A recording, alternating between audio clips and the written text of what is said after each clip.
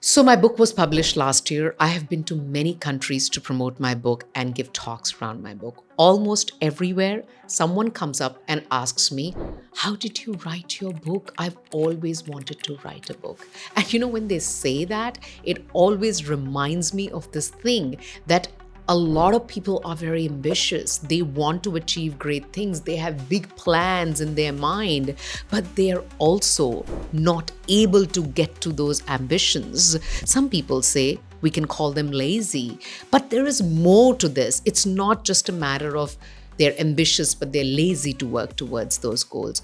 I think they haven't yet cracked the code of how to overcome the resistance, the inertia to achieve those ambitions that they have for themselves. My name is Anjalisharma. Welcome to the channel. In this video, I want to share with you my own journey of becoming a bestseller on multiple platforms. You can apply these learnings to any ambition that you have for yourself. Doesn't necessarily have to be to become an author. Okay, so author James Clear, he wrote the book called Atomic Habits, says people chase identities, they do not chase goals. What does that mean? So finishing a marathon, becoming a marathon finisher is an identity. Many people want that, but they do not want to run 40 odd kilometers. The goal is to then run, but behind that goal comes the training, the discipline. All of that is really, really hard for people.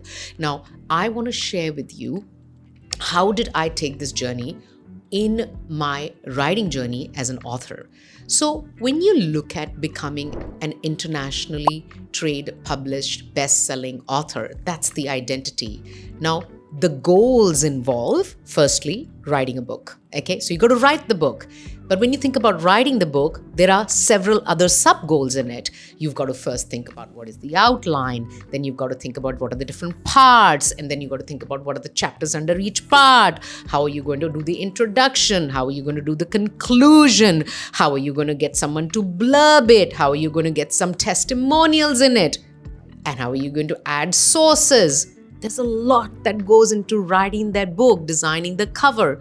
Then comes the second part of finding yourself an international trade publisher if you want to do an international trade publishing, right? So you first have to write to so many publishers. Most publishers don't get back to you because they get so many proposals, right? They get pitched by so many authors. Then some write and say, what is this? This is nonsense. It's not even good. Literally, I have had emails from publishers who've said, this book makes no sense to me. But I was glad at least they wrote. Then when you finally find a publisher, you start to deal with their contractual terms, which are difficult. Then they will change things in your writing. You would have to let go of the best part. You start losing all the control because they find that somebody can come and actually sue, put a legal case for putting those sorts of things. So they're trying to protect the book and they're trying to protect themselves because they are, publishing. I mean, I understand that, but getting rid of your writing is like almost getting rid of a body part of yours, right? Then comes the legal. The legal looks at every single comma, every single semicolon, and they get you to change things again and again and again and again, right? After that is done, you come to the part of actually the book is ready now you to sell it. So distribution, if you have internationally trade published, making your book available in different parts of the world, they will handle.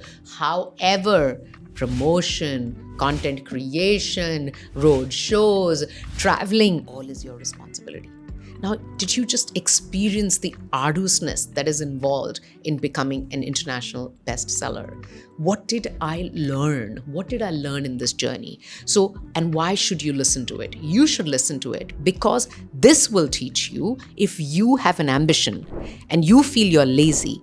It's actually because you don't know these things that I'm just about to say. If you have an identity and you have goals, most likely you'll drop out from those goals and not putting these votes towards that identity that you want because you don't know this truth behind working these goals. So number one, get rid of the perfection, the need to be perfect. I never was happy with every single chapter that I wrote. Never. I wanted to polish it and polish it and polish it more.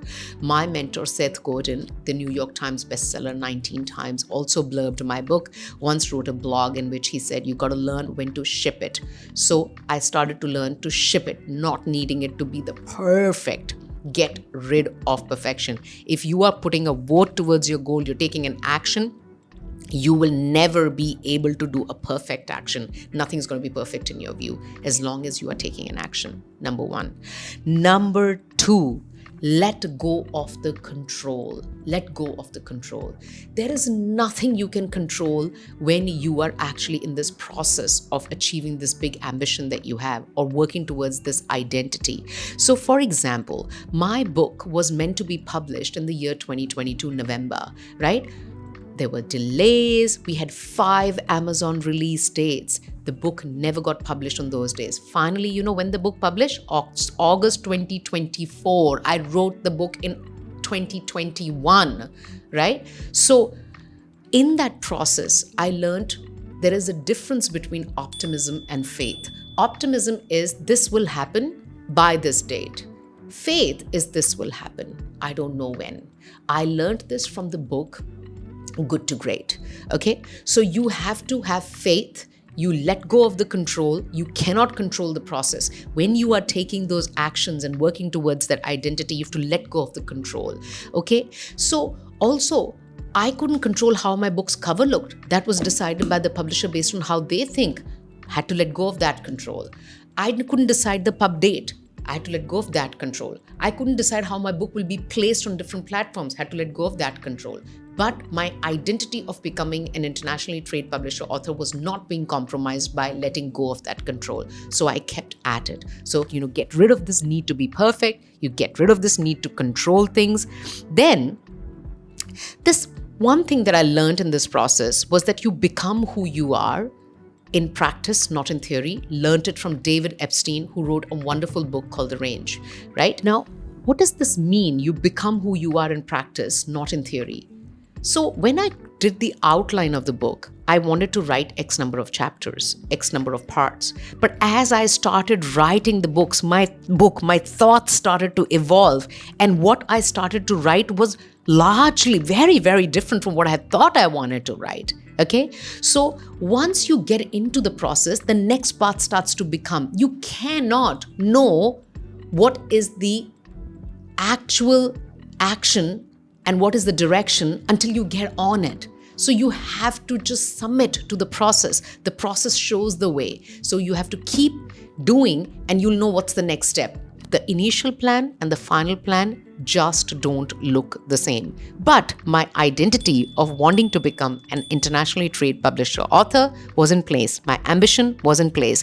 I'm teaching you ways to overcome this thing that sometimes makes you feel you're lazy. That's why you don't achieve. You're not lazy. Maybe you're wanting perfection. Maybe you're wanting control. Maybe you're not realizing that you become who you are in practice, not in theory. Finally, a lot of people say be disciplined to achieve your goals. I don't think discipline works. The self-control is very, very hard. Have one bad day, have a fight with your partner, have a kid who is sick, the discipline goes out of the way. The self-control goes out of the way, right? That is why a lot of us start New Year resolutions but can never keep up with it.